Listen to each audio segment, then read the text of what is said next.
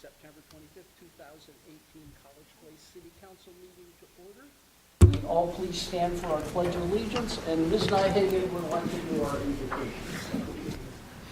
I pledge allegiance to the flag of the United States of America and to the republic for which it stands, one nation, under God, indivisible, with liberty and justice for all. Our dear Heavenly Father, we're thankful that we can come together tonight to do the business of the city. We ask that your will be done and help us to do for our community what needs to be done. Lord, we thank you for the group that's here tonight, and we thank you, Father, for our wonderful staff here in College Place. We thank you in Jesus' name. Amen. Amen. So a little break from the agenda. I would like to recognize the government class from Walla Walla Valley Academy. Mr. Anderson drug his voluntold students here this evening to observe a city council meeting. Welcome. I hope this is very elucidating for you. It's a pleasure chatting with you this morning, and we look forward to your impressions and feedback later when you got to have a chance to talk about city council meetings. It is now time for our public comment period. We do have two sessions this morning for presentations, and I would ask that if you have comments on our public hearings, that you wait until public hearing if you'd like to present to the council on the items in the public hearing. Other than that, anybody wishing to address the College Place City Council, would you please step forward and state your name and address? For stormwater? Now, I would ask, sir, that you do that when the public hearing for stormwater is occurring. Okay.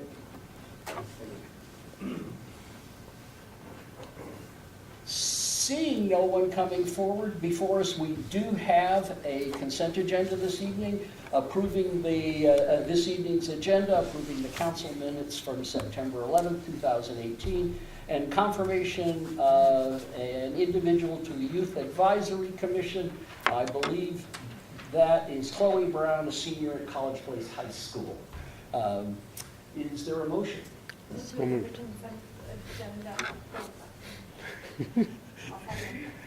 It's been moved by Mr. Poppett, seconded by Ms. Sherman. All in favor, please signify by saying aye. Aye. Opposed, same sign. Motion passes unanimously. We have two presentations. I'm going to go out of order so I can get Officer Harris back and out of here. Officer Harris, would you please come forward? Steve has been with us since 2008. He's a field training officer. He's a mentor for our young patrol officers. He's done an absolutely fabulous job. We want to thank you very much for your service to the city. It's a pleasure to have to work with you.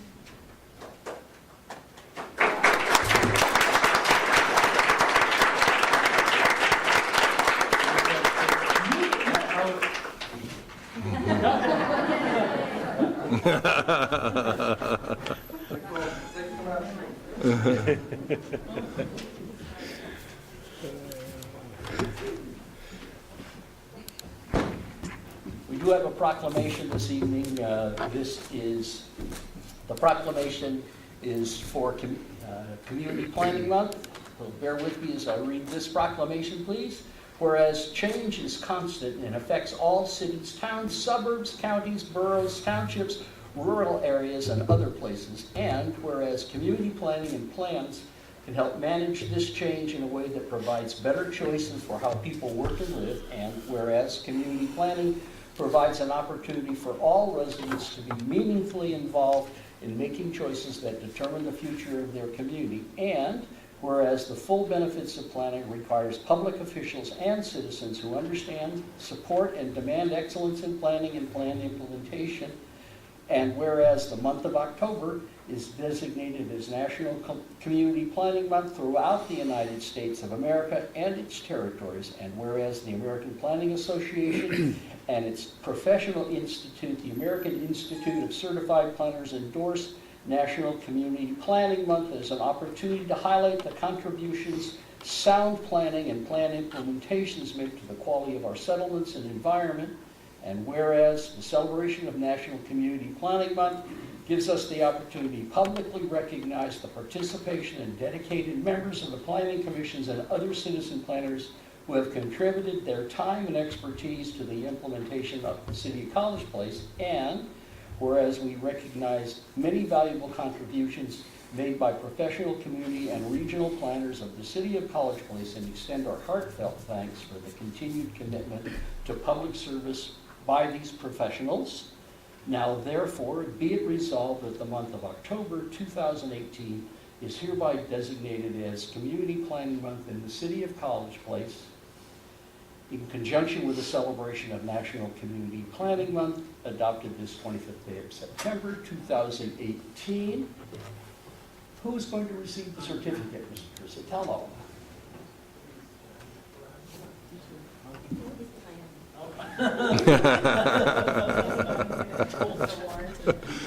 Apparently, it's a hot topic no one wants to. Thank you, Mike.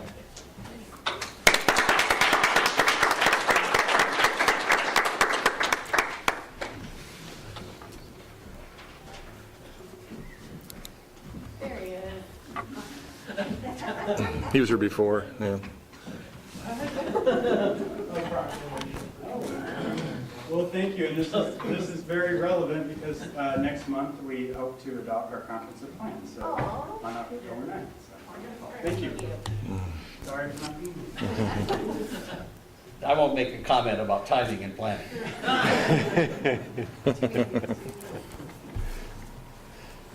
So we have two public hearings this evening. First of these is stormwater utility formation and rates. Mr. Gordon, are you leading off? I am leading off. Thank you, Mayor, Council. Tonight's kind of an important, formative evening for the community. We're looking at instituting a stormwater utility. We'll be putting that before you. That's going to be preceded by a hearing, which we're doing right now. Angela Taylor with Barometrics Inc. is going to come and give you a presentation. You saw this at the last meeting. It'll be a repeat for the benefit of our public. And then I'm going to follow up with a focused look at our ordinance and resolution that are associated with the formation of that. So with that, I'd like to reintroduce Angela Taylor. Come on up, and I'll let her go as we go. Thank you. Welcome back, Ms. Taylor. Yeah. I'm gonna be, so this is, like Robert said, this is a repeat of the September 11. I added it in one extra slide to give additional documentation. So my name is Angela Taylor. I'm with Parametrics, and we also work with SCS Group for developing the stormwater rate study. I'm also currently working on the stormwater management plan for the entire city. So a lot of that is the mapping and additional components that are required. So part of the reason why we need a utility is because DOE came to the City of College Place and said you will be covered under the upcoming July 2019 permit. So currently the City of College Place is covered under the umbrella with the Walla Walla County, and then there's also City of Walla Walla. So you're covered under that umbrella. But now you'll have your own permit. So you'll be part of the NPDES, National Pollution Discharge Elimination System Phase 4 permit. So that is why you need to develop this utility. Also, the benefits of having this separate utility is so that you can, you're not billing sanitary the same as storm, the same as water, so it's each an individual billing rate. So it's better to track, and there's more transparency. So that's why you need a separate utility. There we go. So this is the letter that the City of College Place received last October informing you that you would be covered. I tried to make it as big as possible. I'm not intending for you all to read that, but this is just some documentation that says, yes, you will be covered. The city is required to comply with the permit, and the permit, you can view it online at the DOE's website, but it has these key components that you will have to, steps that you'll have to take. So part of that is developing your stormwater management plan. You have to also monitor construction projects and redevelopment projects so that you know that they are also complying with stormwater rules and regulations according to the DOE stormwater manual. We will be doing public education and outreach, so that's part of the utility, as well as public involvement, similar, this is part of your public involvement process. Illicit discharge detection and elimination, that is where the city officials or the facilities guys will go out and they'll make sure that you don't have cross contamination like a floor drain that's tied into your storm. You're only having rainwater and stormwater go into your stormwater system. So that's one thing that you'll have to start looking into, as well as your city operations, your municipal operations, how you're dealing with your parks, how you're sweeping your streets. Those are things that are managed under the stormwater permit. Monitoring of your outfalls is going to be an additional requirement. The DOE has stated that since Garrison Creek has an upcoming TMDL that they're developing, that the city of College Place will be required to submit 2 tests per year. TMDL is defined as? Total maximum daily loading. Which? So, and it's for fecal coliform. So, dog waste, maybe birds in your Lion Park pond, I don't know. So that's where we'll define what's going on. It won't be testing in the public, the private areas that drain into Garrison Creek. So it will only be the discharge and outfalls that you directly control. So stormwater drainage that comes off of, say, 10th Street, where it just sheet drains into the creek, or where you have a catch basin directly into that, or a pipe outfall. So those are the components of your permit. So we looked at the costs that would be needed. This is your total 2019 costs that we looked at, and part of it is hiring 2 new people, one for facilities and one would be more of assistant for Robert and Paul to review plans, to maybe go out and assist with illicit discharge detection, plan review to make sure that the developers are following the DOE guidelines and stuff like that. So another is the administrative costs associated with that. Some of that would be your public information, like handouts or whatnot. So the total revenue requirement for 2019 would be approximately $371,000. Again, this is an estimate based on available information and what the city was able to offer as far as salaries and benefits and some of your overhead.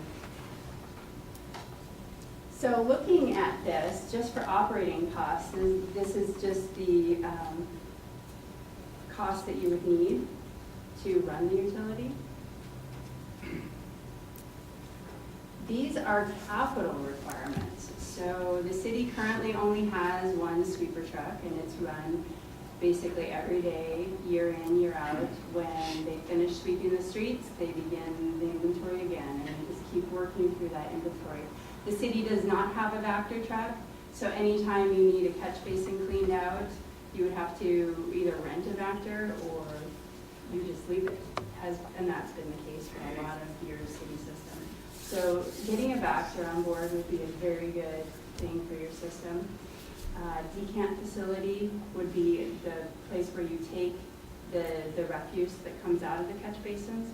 You have to let the liquids evaporate and then take the solids to a hazardous waste facility. Because there are a lot of metals, oils, and hazardous waste that's come from those. And then some of the other facilities, C Street has been on your comprehensive plan as an upgrade for your stormwater system. 10th Street directly outfalls into the Garrison Creek. And then possibly a regional facility downstream on Garrison Creek would be an upcoming, future. Point source loading improvements. That was my catch-all term for all of the outfalls that are directly from the road into the creek. There's no treatment, there's no conveyance, it's just directly into that creek. So at some point in your future, you would want to remedy that. DOE is not requiring that right away. You're not held to coming up to a full speed stormwater overnight. So they realize that it does take time. These are the capital costs. So that was just that last slide. And let me go back to that slide really quick. So these are the plan dates on the third column over, and then the date without grants. So this is just a chart that shows those costs. So this is the meat of what we're getting at. We did an analysis of 152 randomly selected single-family residential lots. And the average impervious area that's on those lots is 3,500 square feet. So that is your baseline for any non-residential, commercial, industrial who use that multiplier of 3,500 to come up with their building rate. So each single-family resident should see $919 a month. You can get a maximum credit of $263, and that's for the single-family resident.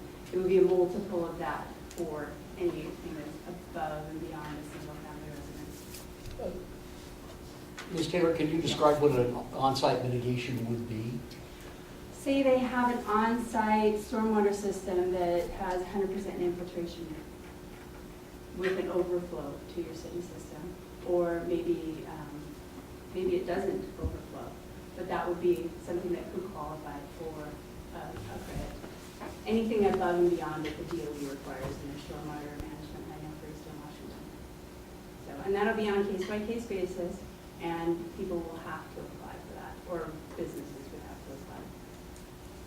And then we would build in an annual rate increase of 3% just to keep up with inflation. So if we just took into account only the operating costs, it would be $746. If we took into account all of the capital improvement, it would be closer to double what that $919 is. This $1375 allows for things to be incrementally taken care of over the years. So that's why we recommended that $919. It seems like a reasonable rate, and it's manageable for most people. We would put a caveat in there for low income, and then also for the rate reduction for the credits. So this is the level of service. The dashed line shows what we can cover with just your utility at $919. Everything above the red is what you have to cover with grants. And DOE has let us know that that would be a possibility, that you could apply for grants to cover some of the bigger projects. Or you just start to build your reserves and you push them further down the line.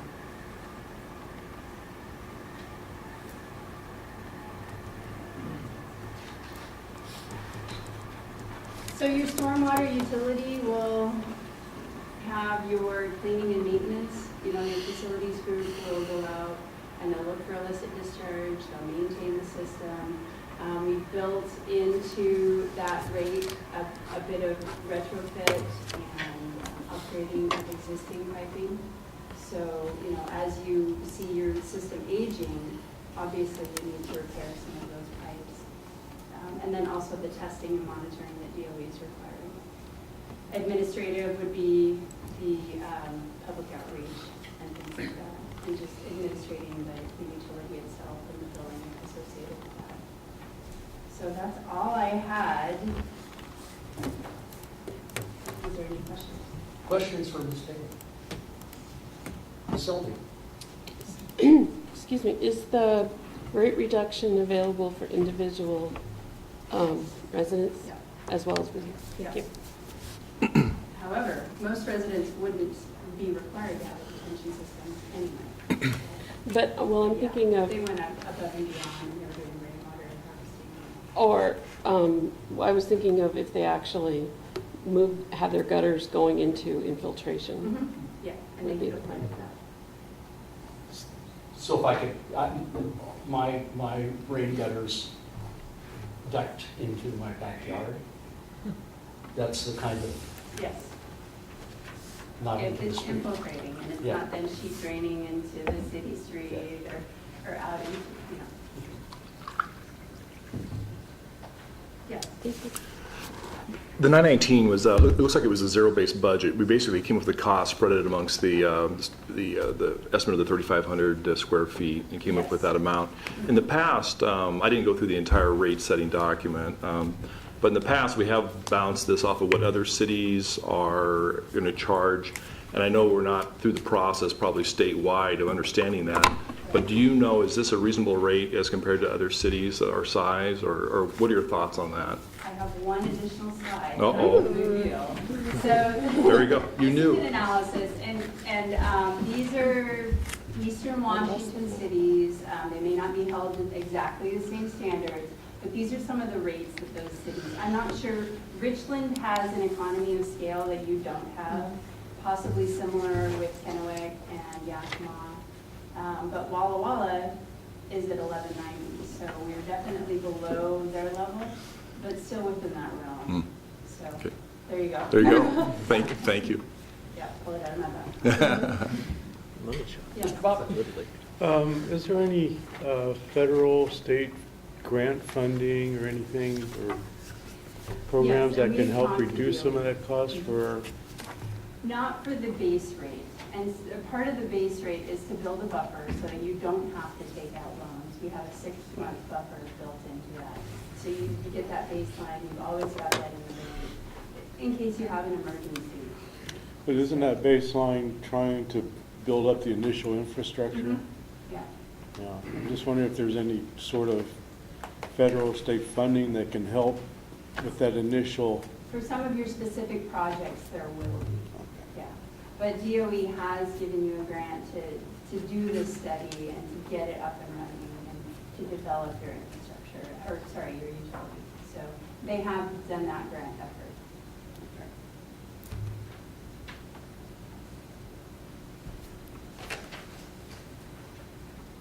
Other questions for Ms. Taylor? Thank you very much. Dismiss?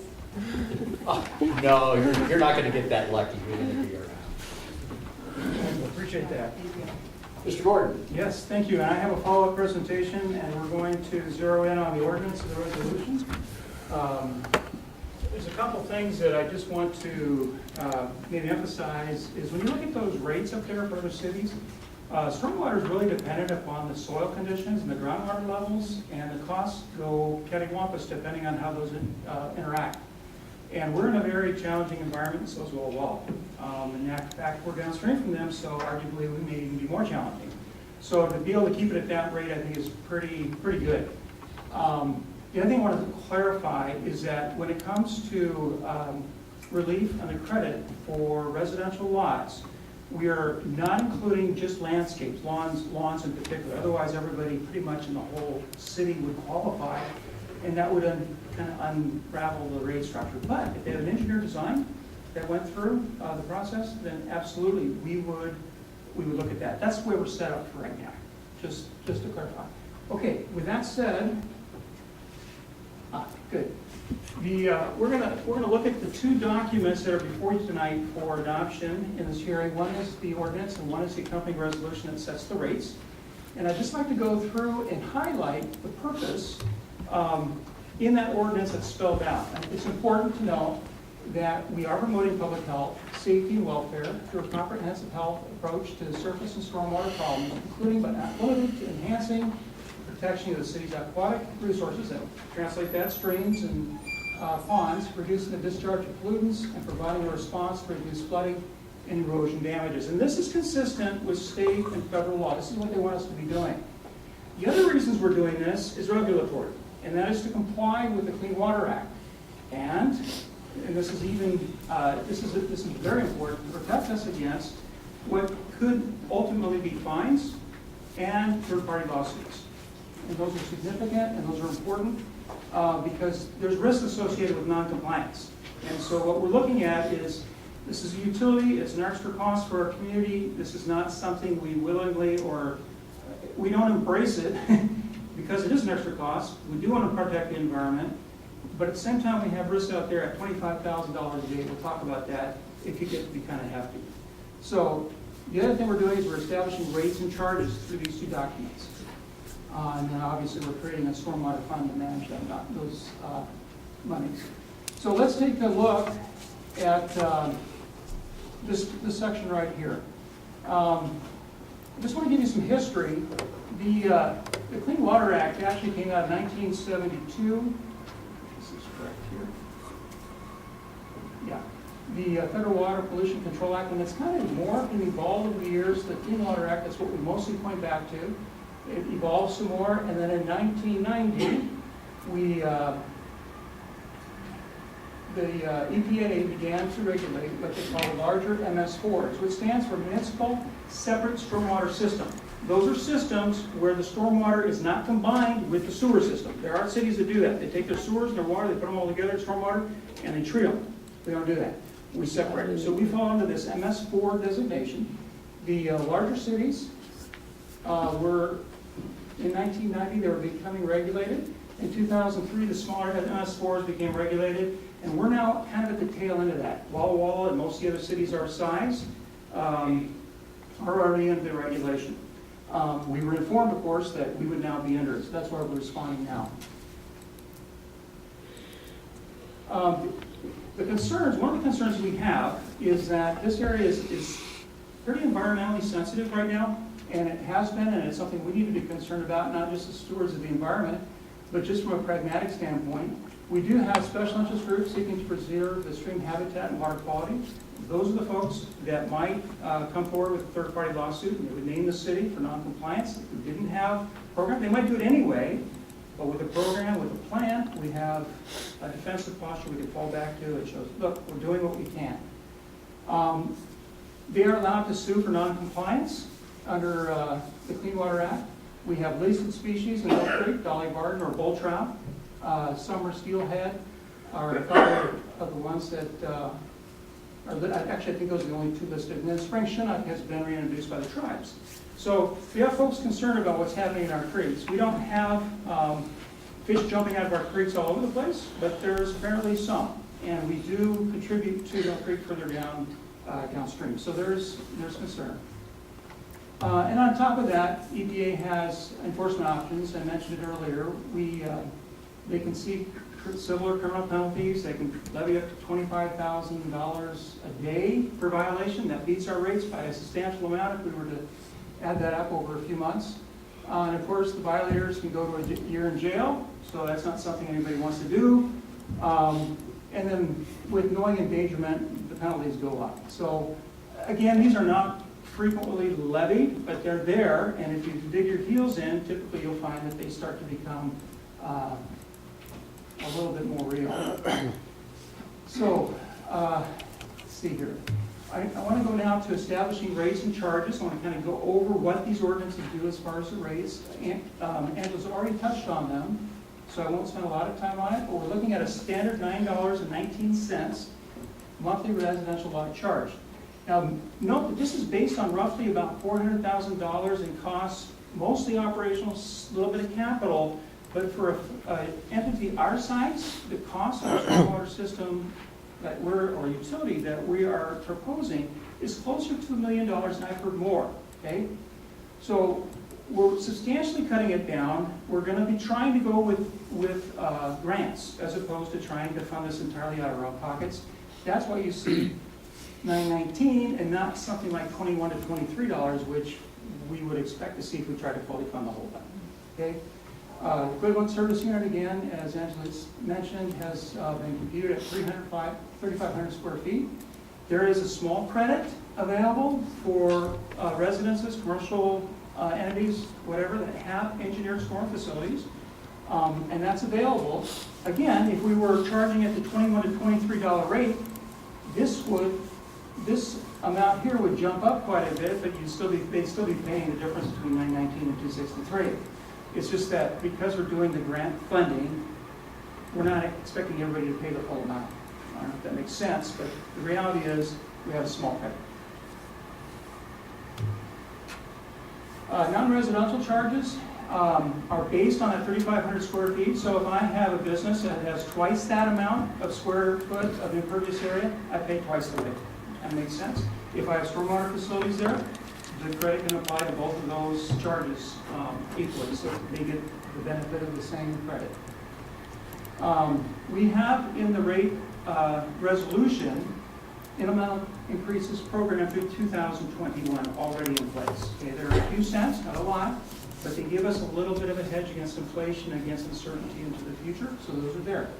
I do want to make note that in your first exhibit, in both the hearing and the action item, we mentioned that the credit is for non-residential commercial. We removed the word non-residential. The credit is available to residences that qualify with engineered storm design facilities.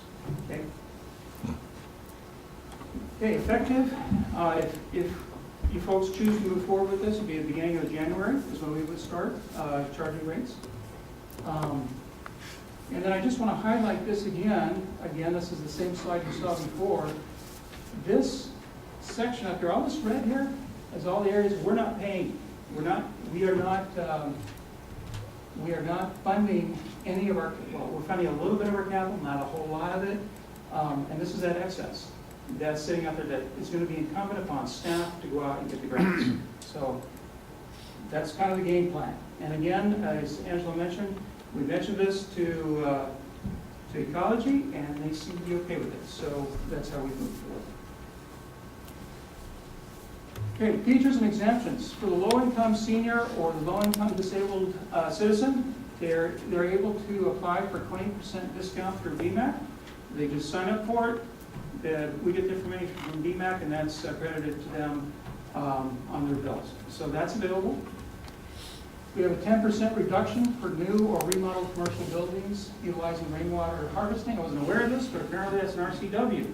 So that's in there. We can't escape that. If they do the rainwater harvesting, they get 10% off their bill. And then city roads, easements, and properties are exempt. We are part of that utility. Our streets are in fact functioning as part of the facilities, so we do not charge ourselves. And it would come back to us anyway, so it would be kind of a duplicate effort. And then ultimately, what we're looking at, and you saw this letter earlier before Angela's presentation, we're looking at a July 1st, 2019 deadline for implementing and complying with the NPDS permit. So there you have it. It's a new utility.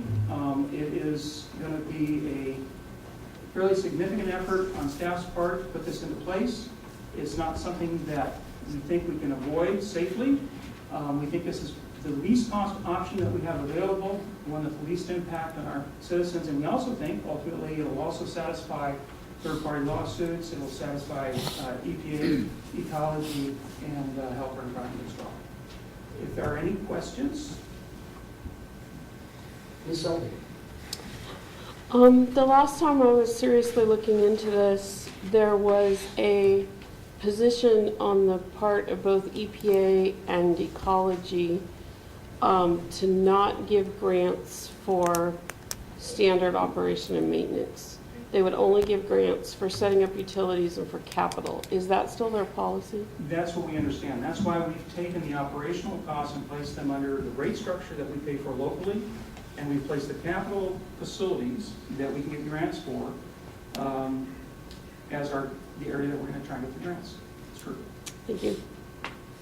Mr. Peterson? Good question. As far as grants go, obviously we don't know if we're going to get grants, correct? The probability, it's hard to assign a probability, I'm guessing at this point. So this has a year out look. So at 919, at some point down the road, are we going to have to accelerate that rate if we do not get grants? And I know this is all theoretic. I understand we don't, a little dusty here, but so in other words, we're building. If we do not get those grants, are we possibilities we're going to have to do a catch-up funding to get to the point that the state wants us or the EPA? Here's our strategy for the moment, is we do have some in there.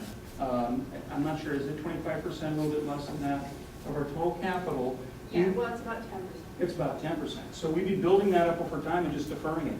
And if they came to us, we'd say, the word unfunded mandate comes to mind. We need the monies. Please help us with this, and we would plead our case that way. If it came down to a compliance issue, then I would assume, yes, we might have to go and do something different. But I think we could plead a hardship case too. Our community is not fabulously wealthy, and we have huge challenges, and that's something that I think would be considered. Thanks. Mr. Cleveland? Could you give me maybe a brief description or example of something that would qualify as a residential engineered solution to the water runoff, say, coming from that would qualify for the exemption? Or Absolutely, there's percentage? actually several cases. There is the Columbia development, we downsized their public facilities and instead put some of the storm facilities in their backyards. So when they developed, they would put in infiltration galleries, and we actually had lengths and so forth. That's an engineered facility. They would be able to go for that credit. We have other situations where we have, like for example, parts of the villages, their stormwater all flows to a dedicated stormwater facility, right?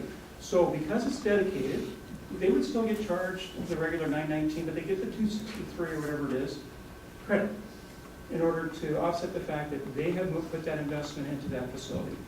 So a swale, a below-grade infiltration facility, those typically tend to be the two. Some folks may even put small dry wells in, which is really an infiltration facility, subsurface. But those are typically the three that are out there. Thank you.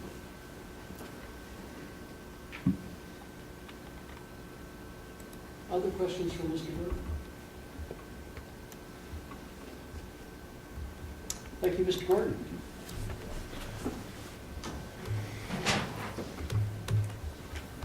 So I'd like to open the public hearing for the stormwater utility formation and rates. Anybody wishing to address the College Place City Council for or against the stormwater utility formation and rates, please come to the microphone, state your name and address. And I would like to limit comments to 5 minutes, please. Okay, I'm Michael F. McCarty. I own 3 homes in College Place. My current address is at 6 West Roads, 1102, Wall. And I'd like to speak in behalf of the properties I own as well as the Calabria subdivision, which I was the developer for. I have to disagree with what Mr. Gordon said that we downsized our stormwater facilities for the streets and stuff, because I have a letter here or information here from my geotech that we did not need. We had enough stormwater facilities for the streets and did not need anything for the residents themselves. But yet we were required to put them in to the residents as well for all of our downspouts.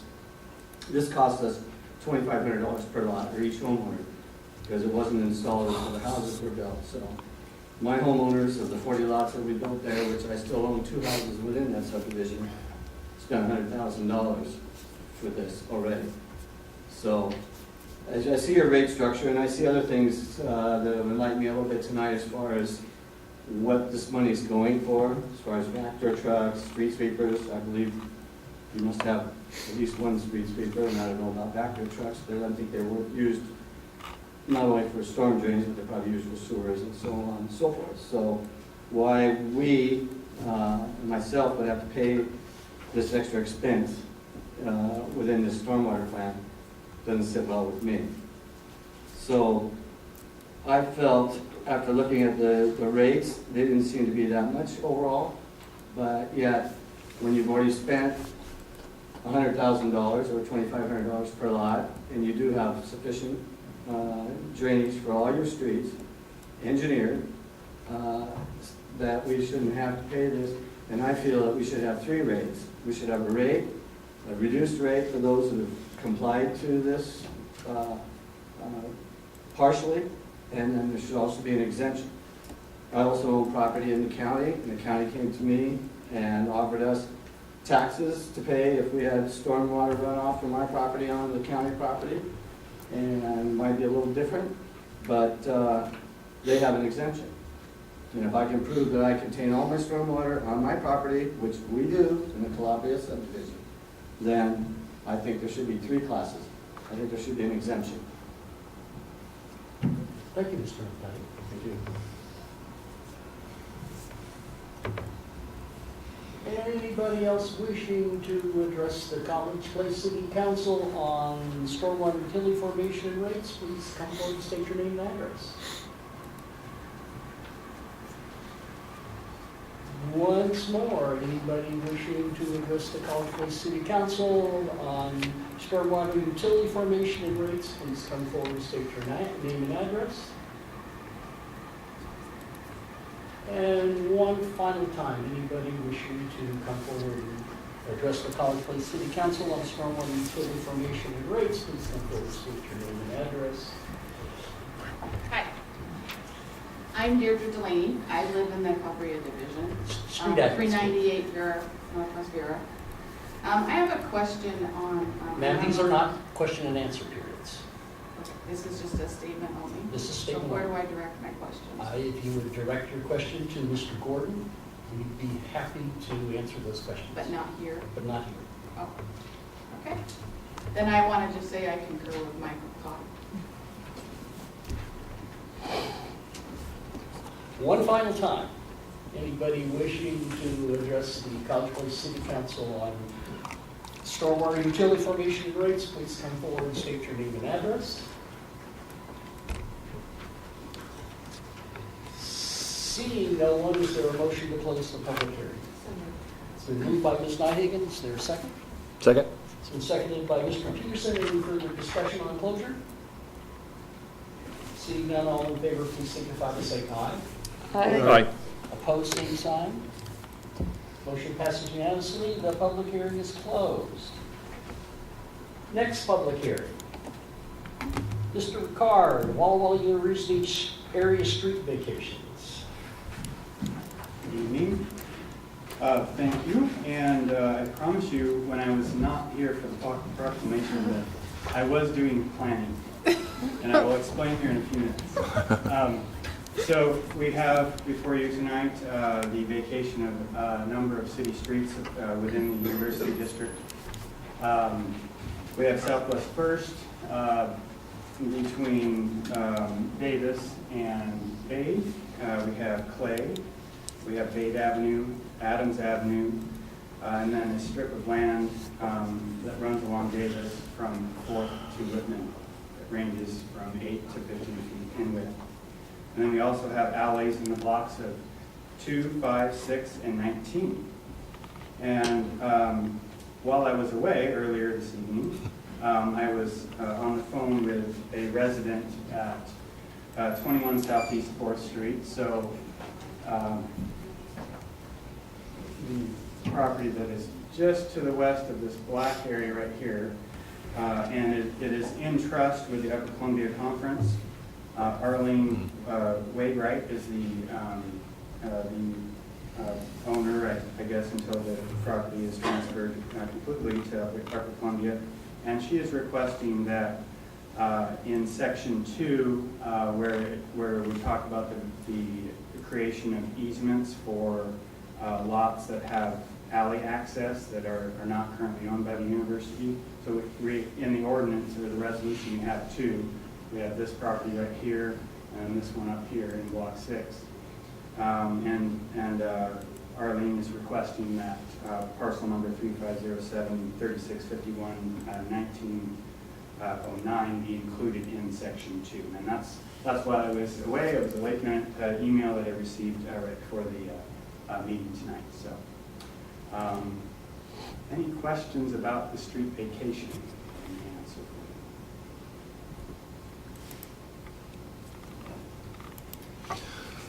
Mr. Isabello. I would just add that we've had dialogue with Walla Walla University on this matter. They are supportive of this. It fits into their future planning of their campus. So The impact of the residential request would be nothing as far as the justification of rights of way? Nothing, as long as that parcel number is included in Section 2, then they would be privy to an easement that would be that's created in Section 2 in Block 19 and in Block 6. Any further questions for Mr. Ricard? Seeing none, I'd like to open the public hearing for the Walla Walla University area street vacations. Anybody wishing to testify for the College Place City Council for or against on this activity, please come forward and state your name and address. Once again, anybody wishing to testify to the College Place City Council on the Walla Walla University area street vacations, please come forward and state your name and address. And one final time, anybody wishing to testify to the College Place City Council on the Walla Walla University area street vacations, please come forward and state your name and address. Seeing no one, I request a motion to close the public hearing. It's been moved by Ms. Sherman. Is there a second? Second. And seconded by Mr. Cleveland. Any further discussion on closure? Seeing none, all in favor, please signify by saying aye. Aye. Opposed, same sign. Motion passes unanimously. Thank you very much, Mr. Gordon, Mr. Ricard, and Ms. Taylor. So, Mr. Gordon, you're back on tap. Action item 5.01, Agenda Bill 18189, Stormwater Utility Formation Rates. Thank you, Mayor. Again, every single one of those attachments that are duplicated from the hearing. I have nothing new, but we can repeat the presentation if you desire. The desire of the council? I think we're okay without, but Okay. maybe I'm speaking for Then myself. With Mr. Rizzatello. I would just add, because I view it as important under the exhibits for consideration, if you go to the last document, there is a spreadsheet called Public Outreach Rubric, and that lists all the times we had it either on the website or either the mayor or I were on the Grapevine radio show or newspaper articles or Blue Mountain TV or other things to try to bring awareness to this situation at hand. And there's hyperlinks to the audio files and various documents. Thank you, Mr. Rizzatello. Any further questions for Mr. Gordon? No. Ms. Selby? I apologize because I was out of town and missed a couple of meetings, but have we looked at the consequences of potentially saying if nothing's coming off, you don't have to be in the utility? Was that looked at as part of the rate setting? Yes, and I'll lean on Ms. Taylor a little bit Yeah, on that, but that's my probably- understanding is that when we assessed it, the basic rate structure assumed that only those that had engineered facilities would be, otherwise the cost was spread across everybody. Right, and there's a base that we do need in order for it to be a functioning utility. And so without a number of those paying in, we just wouldn't function. And it's hard to estimate how many future facilities would get, say, if we did have an exemption. So even though, let me put this a little bit different way to make sure I'm getting this right. So even if a particular piece of property has all of their stormwater is being held on, they still contribute to driving on the roads Right. and using the city properties. So there's still a cost associated with them being part of the city Exactly. to our stormwater utility.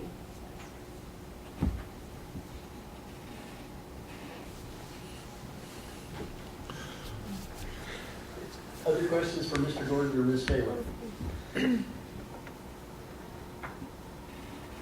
Mr. Coops? I move to approve enabling ordinance number 18-019, establishing a stormwater utility and adding chapter 13.15 College Place Storm and Surface Water Utility to the College Place Municipal Code. Second. It's been moved by Mr. Peterson, seconded by Ms. Selby. Any further discussion? Seeing none, all in favor, please signify by saying aye. Aye. Opposed, same sign. Motion passes unanimously. Mr. Gordon, you are not off the hook. Number one and number two. There is a second motion. I'll make a motion to approve resolution number 18-032, setting rates for the stormwater utility for years 2019 through 2021. Second. It's been moved by Ms. Sherman, seconded by Mr. Cleveland. Any further discussion on setting rates? Seeing none, all in favor, please signify by saying aye. Aye. Opposed, same sign. Motion passes unanimously. Now you're off the hook, Mr. Cole. Mr. Ricard, Walla Walla University Area Street Vacations. I would add a couple of things that we did advertise for this public hearing, and we posted, I believe, 7 signs in the area. And Mr. Rosatello stated we worked with the university closely on this process. Questions for Mr. Gordon? Or Mr. Ricard? I tried to let you off the hook. Sure. I'll make a motion to approve resolution number 18-033, which vacates certain alleys and streets situated in and dedicated for public right-of-way purposes as part of College Place number 1, according to that plat thereof as described in section 1 of said resolution. Second. And I need to say something about section 2. I would request that you add the parcel number. Do I need to read that? It's parcel number 35073651 1909. Exactly what I meant to say. Okay. And it was Second. dueling seconds, I believe, was Mr. Bobbitt. Yeah. So it's been moved by Ms. Sherman, seconded by Mr. Bobbitt. Any further discussion? Seeing none, all in favor, please signify by saying aye. Aye. Opposed, same sign. Motion passes unanimously. Thank you very much, Mr. Ricard, but you're not through yet. Addition of 2.09 compliance with Americans with Disabilities Act to College Place Municipal Code. So what this code will do is set up a process for dealing with ADA complaints on city properties. And really what it does is protects us from liability, so it shows that we're responding to these complaints and addressing them in a timely manner.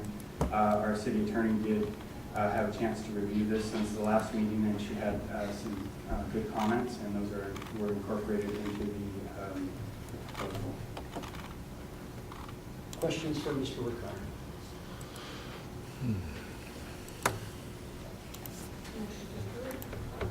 Well, it's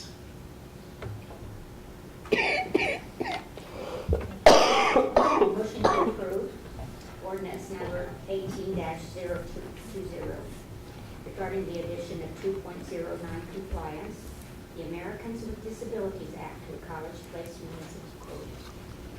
It's been moved by Ms. Nyhan. Is there a second? Second. Seconded by Mr. Peterson. Any further discussion? Seeing none, all in favor, please signify by saying aye. Aye. Opposed, same sign. Motion passes unanimously. Thank you, Mr. Ricard. College Place Emergency Medical Services, Chief Winter.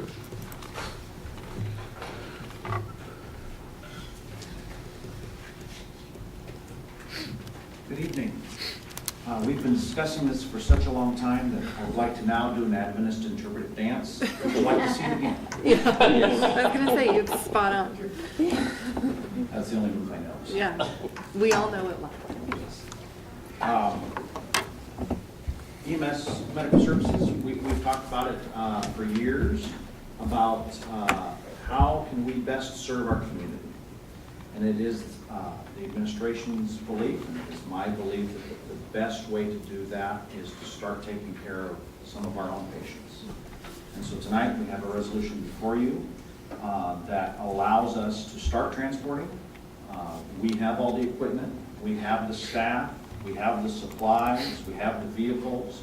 We can start tomorrow. I don't have the billing set up yet because you guys have to approve all of this, so I can start that. So that component is a little ways out yet. But we have the ability to do it once this positive interaction we're about to have takes place. I'm happy to answer any questions. Ms. Sullivan? Okay, this is tongue in cheek, but if we start tomorrow, does that mean it's free till you get the billing set up? Ooh. Oh. So with Medicaid and Medicare, as soon as I turn in the paperwork, I'm allowed to operate without that contract for up to 30 days. But I have to have your vote, and then we can stack those bills per se. I was Well, planning that my case, heart attack for I tomorrow. appreciate that, I appreciate that. Mr. Bobbitt?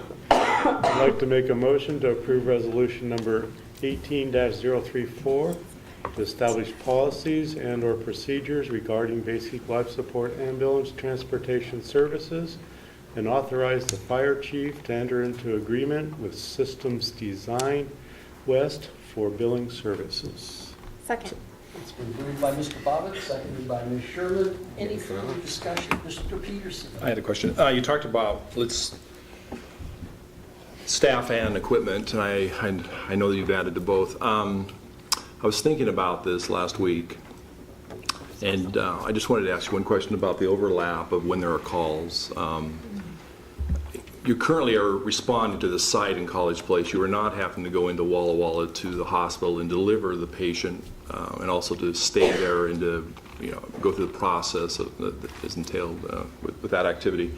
Do you have the staff and equipment right now if you have to now spend extra time to go into Walla Walla? And if there's another call in College Place at that time, what are your thoughts on that? What are your plans for that? So we are starting out on a little bit of faith. We have not increased any of our staffing, even though we did the staffing study. Sorry, the paper's going on. We don't feel at this time it was the right time to add another bill to our community. For sustainability purposes, that is a very good likely in the future that we will have to increase staff in order to cover depth of service, not just the first call. We have up until 2020 some buffer, and maybe the mayor can speak better on this than I can, where the city of Walla Walla is still going to continue to do business as they are today, because that's how long the EMS levy is going to continue on. And so they're giving us an opportunity to work out the bugs and the kinks hand in hand with them. They've been great partners. They give us that security blanket yet where we can creep up on what is that appropriate level of staffing.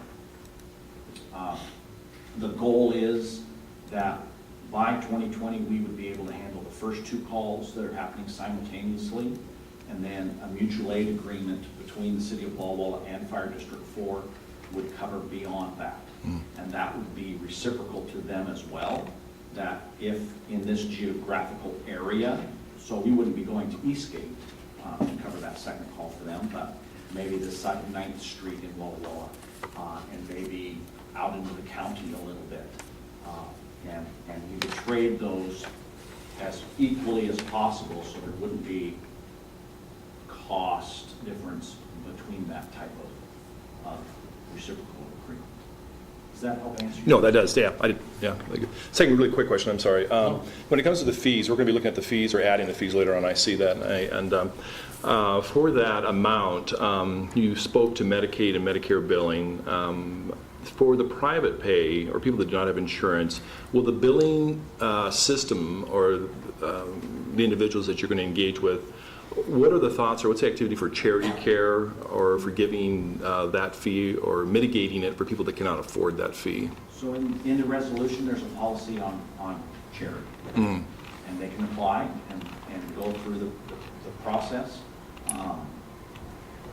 We've talked about that. We don't quite have the entire process nailed down. It might be through BMAC looking at that. It might be an internal review committee to determine whether that individual qualifies. That'd be handled by the staff here or by the billing company? It would not be handled by the billing company.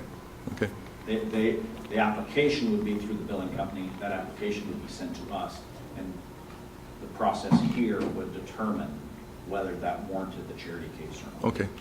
Thanks. Please, Ms. Nyhagen.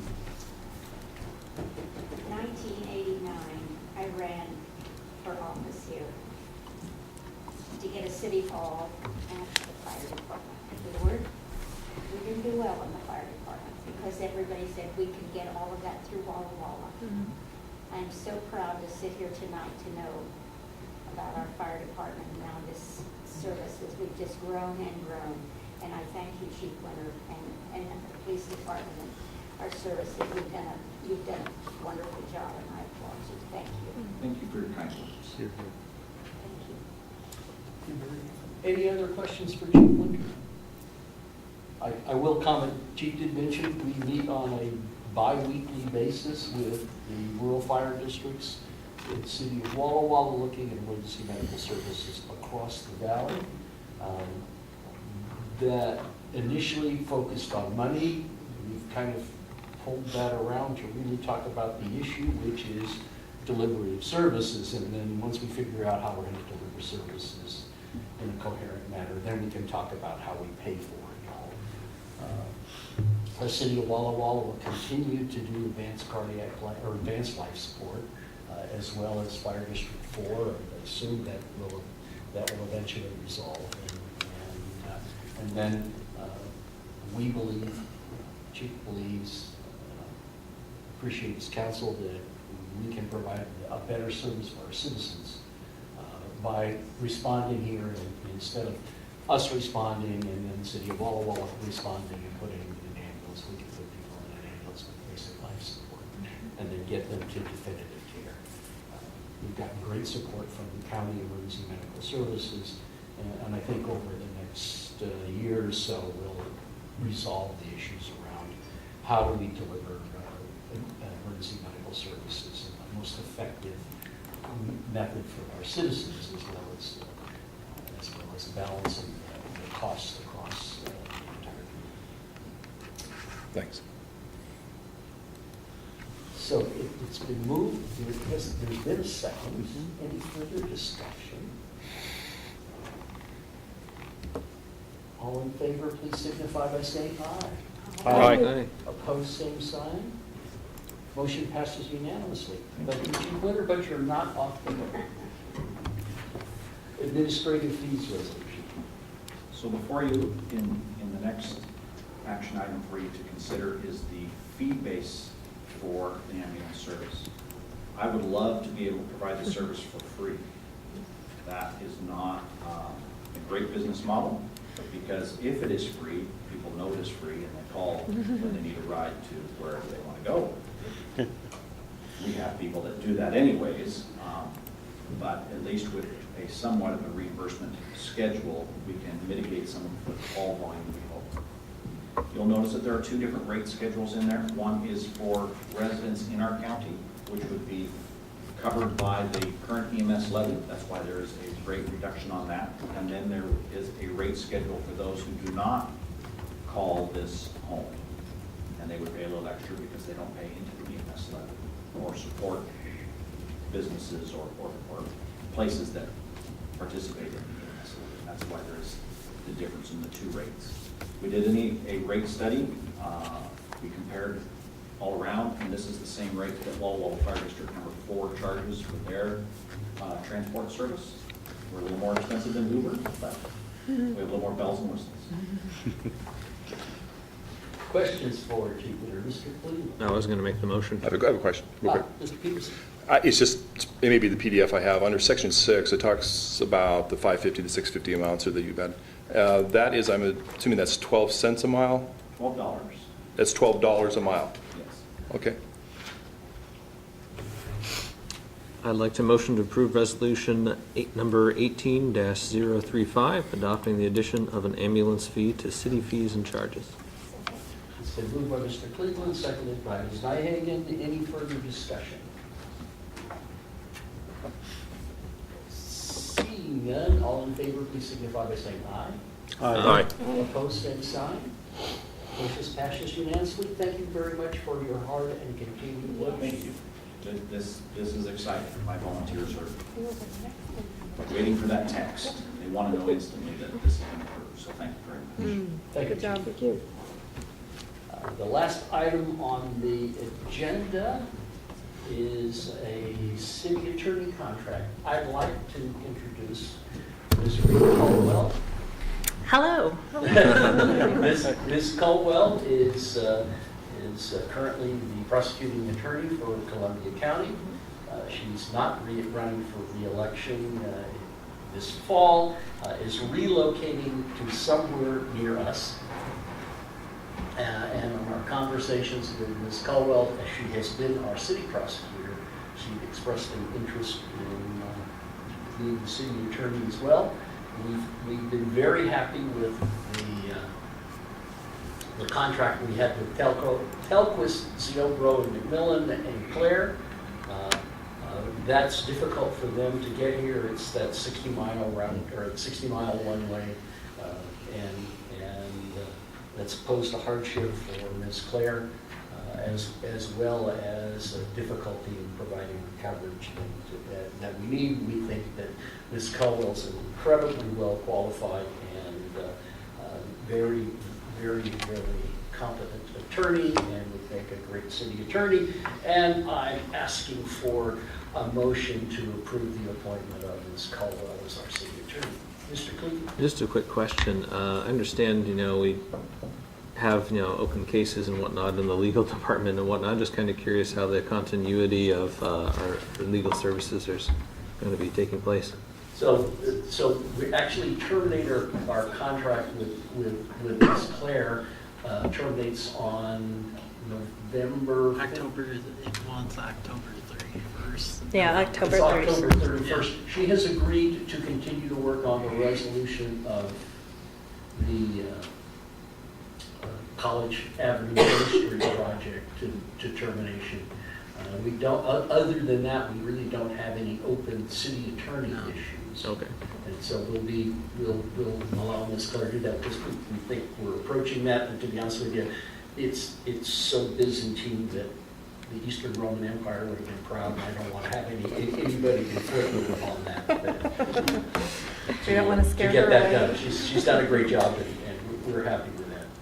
But we'll be making sure there's a transition. She was very amenable, making sure things got covered. Yes. Well, in that case, I'd like to make do you want to make it? Go ahead. I'll make the motion to confirm appointment of Ray Colwell as city attorney, effective November 1st, 2018. Second. It's been moved by Mr. Cleveland, seconded by Ms. Sherman. Any further discussion? Yes, we want to make sure we pronounce your name right. Is it Rhea or Rhea? It's Ree. Rhea. Ree. Rhea. But I honestly don't even notice anymore. So thank you for asking. So with that, all in favor, please signify by saying aye. Aye. Opposed, same sign. Motion passes unanimously. Thank you all very much. Thank you. Reed. I tried to talk my husband into coming so you could meet him. So someday I'll bring him so you can meet him. He's drafting his hockey team tonight, for fantasy hockey. Yeah, fair. So he doesn't know you guys yet. So. Can't serve him a summons or something?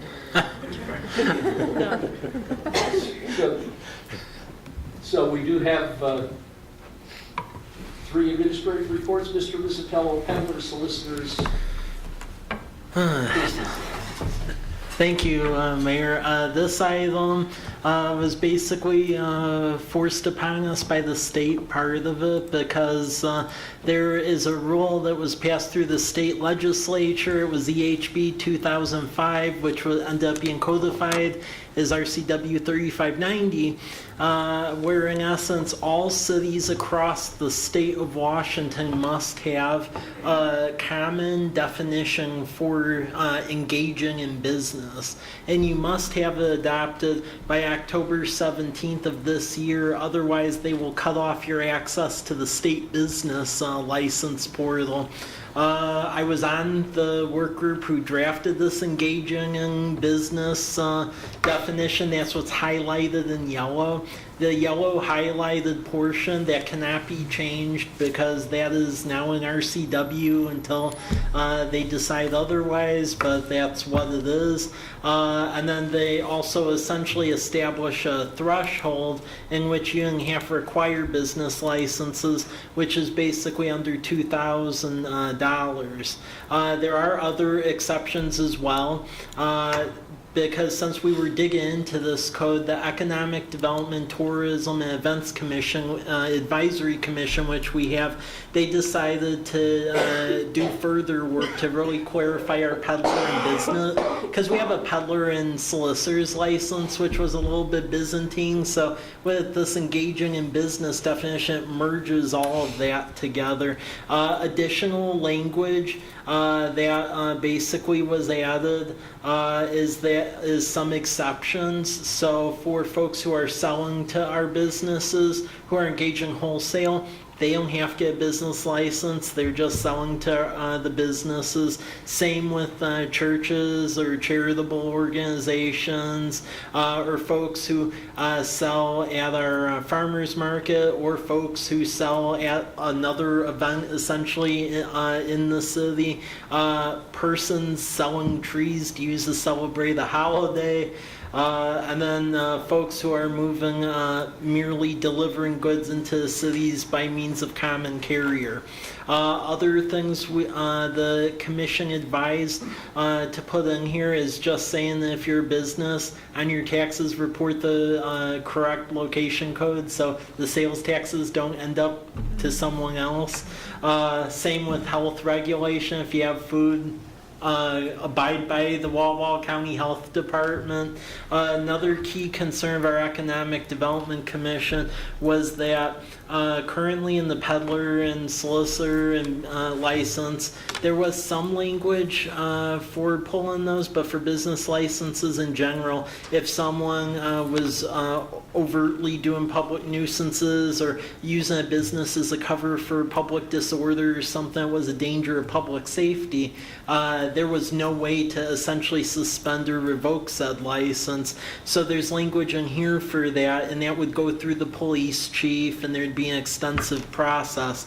That language comes from the big city of Goldendale, which recently revised their code. And basically a police chief would make that determination, and the appeal would be through the hearing examiner. The use of streets and hours and notice statute for peddlers and solicitors, that just jives with what's in our current peddler and solicitor code, and that's really the meat of this code. The other thing, which was not mentioned by myself, but was actually brought up at the last Economic Development, Tourism, and Events Commission meeting by the said members, was right now we don't charge for the business licenses yearly. It's just free of charge.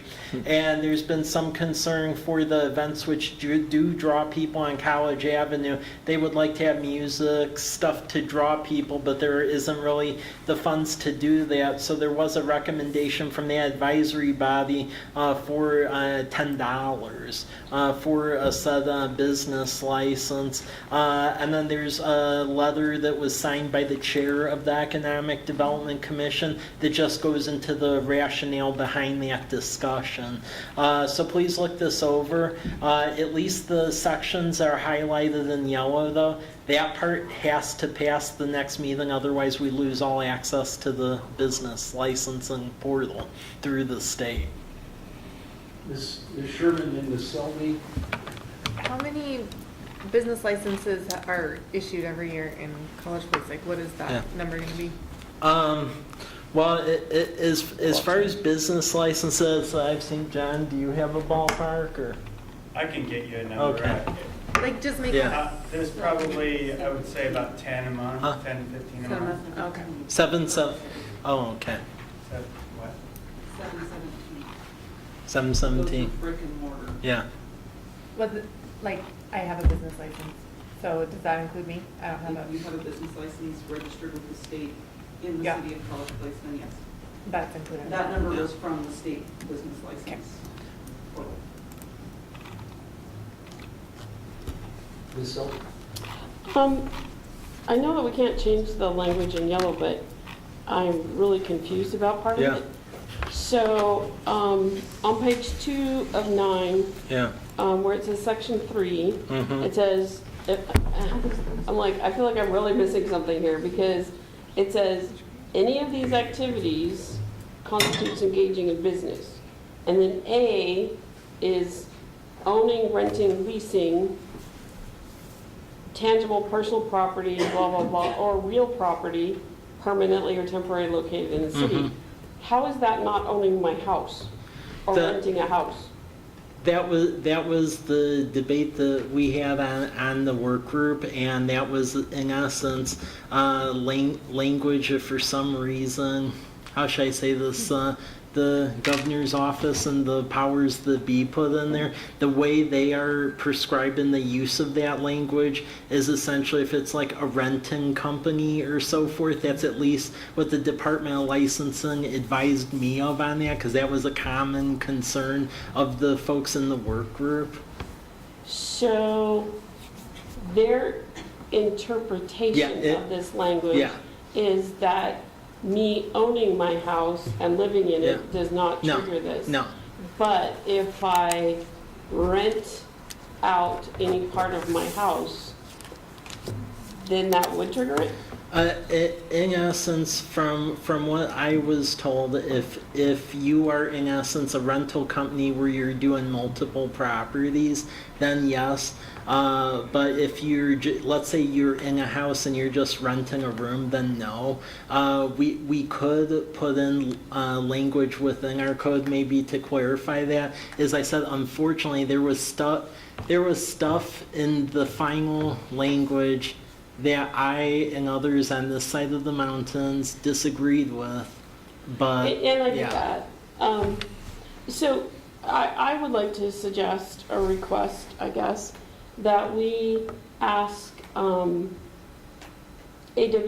or MSRC, whoever's appropriate, Okay. to give us an actual interpretation. Okay. That's, would That- have to be done by the state attorney general.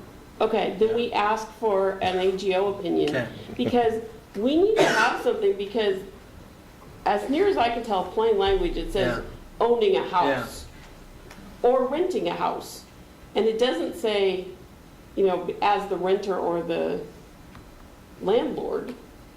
So it basically, and I get that there's drafting errors and stuff, and Yeah. people get their, egos tied up with certain language or whatever, but we can't be in a position that everybody in the state No. of Washington has to get a business No. license to live. No. Which is basically what it seems like it says. $10. So formation of a utility without forming a utility, right? Other questions from It's a new Ms. poll Costello? tax.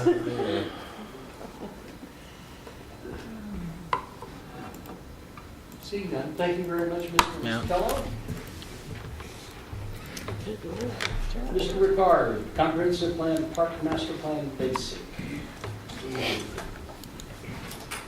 Good evening again. So, welcome to your 2018 comprehensive plan. That's awesome. It's a big document, but don't be scared because the meat of it is about 75 pages. The rest of it are documents that you've either seen before or background reports from the work that we did. We started this a little over a year ago in August of 17, and we've involved the Planning Commission, of course, the Parks and Urban Recreation Commission, and then the Economic Development and Tourism Commission also participated in this process. It's gone through public outreach. We held workshops. We put it out for a 60-day review. The Department of Commerce has reviewed it. They're pleased with it. They really are think that it reads very easily. So the part of it that I really want you to focus on for the upcoming workshop is the plan itself. And like I said, it's 75 pages, and that covers the goals and policies of the use maps and our urban growth expansion area, future zoning, transportation maps, utility maps, things of that nature.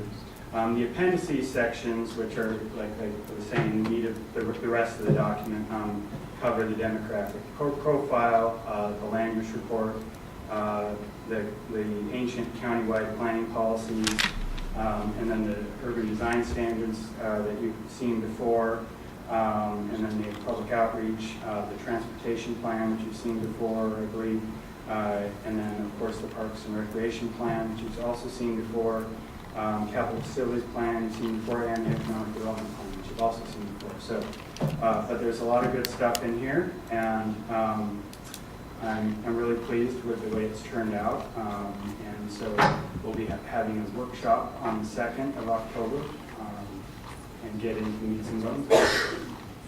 Any questions? Questions for Mr. McCarty? Mr. Peters? Is that replicated in the attachments?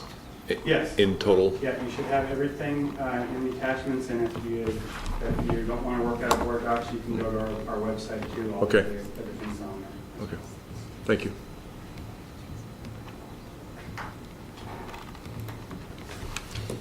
Any other questions for Mr. McCarty? Thank you very much.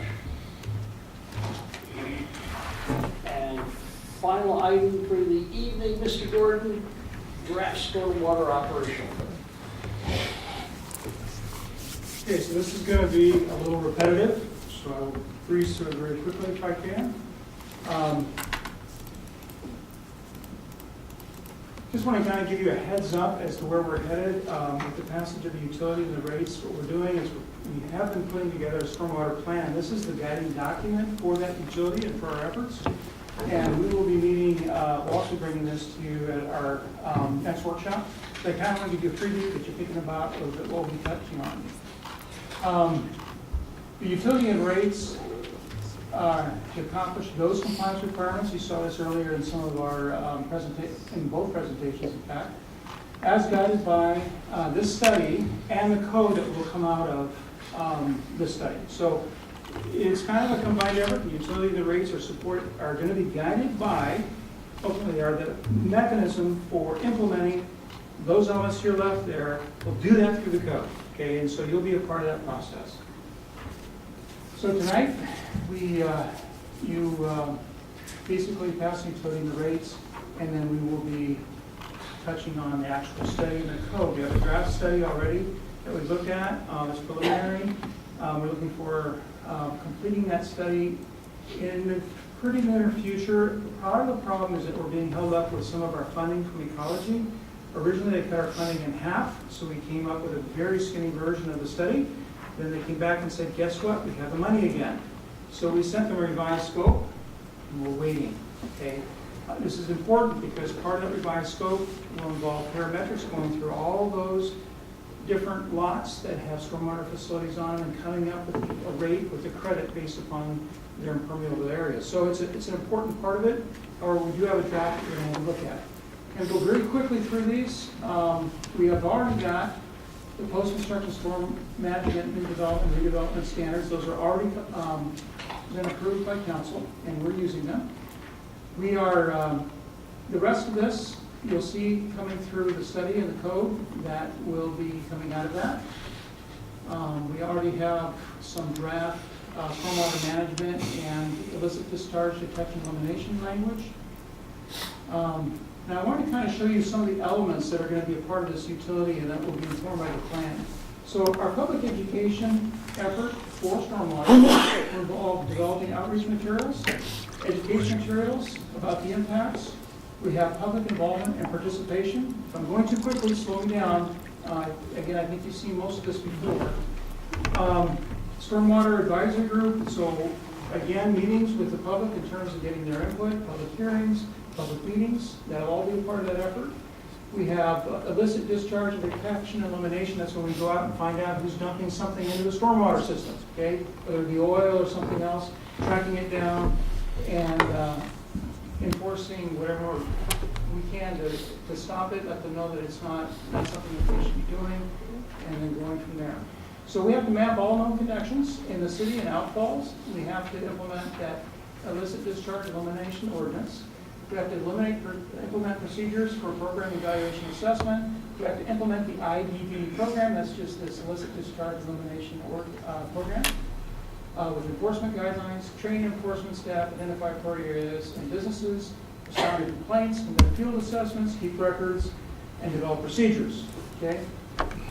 Just trying to give you a flavor for what's coming up, what we'll be talking about. And then we have construction site stormwater runoff control. This occurs during the construction project. You have to actually be monitoring what's going on, track out into the streets, where that goes, making sure that that's limited, that there's cleanup going on, that when it rains and we have stripped hillsides that are in the process of being graded, doesn't run into neighbors or into a stream or something like that. So we're reviewing stormwater pollution control prevention plans as a part of our plan review, providing training and opportunities to staff, contractors, and developers, doing site inspections, enforcing, maintaining records again of what we're finding, and then finally, post-construction, and this is what we've been involved in up to now. We have been doing this. We've been doing plan review. We've been making sure everybody has the facilities they need to have to maintain the water on site.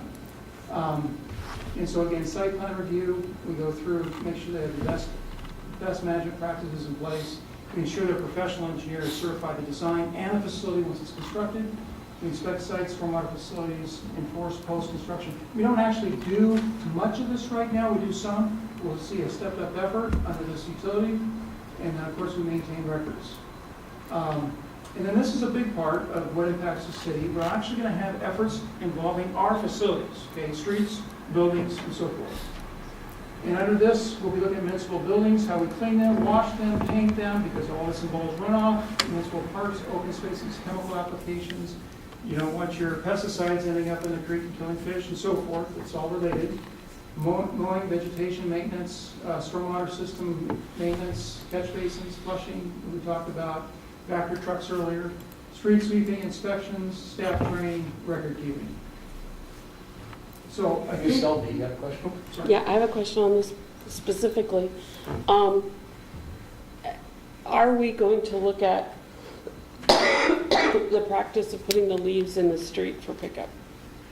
Yes, that's part of the purview of what we have to look at. Okay. I mean, I think it's kind of obvious what the answer is going to be. But. Yes. Yeah. And obviously, we have to make sure that our downstream water quality is not gas mustard, so that's part of the effort. So, yeah. Good question. And then we have to implement stormwater pollution protection programs at all city facilities. And then there is an added extra element that we have to be cautious of, and that is TMDL monitoring for Garrison Creek. It is the total maximum daily load set for Garrison Creek is based on frequent call phone levels, and those are high. So we're going to be testing and monitoring as we get stream flows out of Walla Walla and going out past our system, whether we're contributing to that or not, and making the case that we're improving that water. So that's going to be an effort with ecology as well. And that directly is related to stream quality. I think I just mentioned all that. We do have some compliance deadlines. We have to inventory and inspect the stormwater system under the TMDL requirement by June 30th, 2020. We have to develop a pet waste system, management program. Okay, so that's going to be coming up. Implement illicit discharge detection and elimination system. That's already been mentioned. We have to identify test sites, take tests in the water, and then we submit annual reports to ecology with the outfall monitoring, describe what we're doing to reduce fecal coliform pollution, submit a plan for meeting stormwater basins with focus area for IDD program, and submit a plan for any outfalls that are not progressing towards cleaning up the water. So, Angela spoke to earlier about having two people in this utility. One is out in the field doing a lot of the in-field inspections, making sure contractors are cleaning up and looking at catch basins and so forth. There's going to be a huge burden, administrative burden, in terms of trying to keep all this up as well. And so that's why we're needing somebody else as well to kind of keep track of everything that's going on. Plan review itself is a fairly significant effort. So just wanted you to see this, know it's coming. This will all be end up in a stormwater plan. And again, parts of those plans will involve code that you'll have a chance to look at, decide how you want to structure that and we'll look at that at the workshop. Questions for Mr. Bailey? Seeing none, thank you very much. Mr. Rizzatello? Just two things I want to bring your attention to in informational reports. We put in an outline of the budget calendar. As you all know, we're into budget season here, so you'll see a breakdown of essentially what will be going on at each of the upcoming meetings. And then the other thing I would like to bring your attention to is, once again, we'll be having the Fall Festival here on October 31st. Economic Development Commission's been working on that. So that'll involve the businesses up and down College Avenue allowing trick or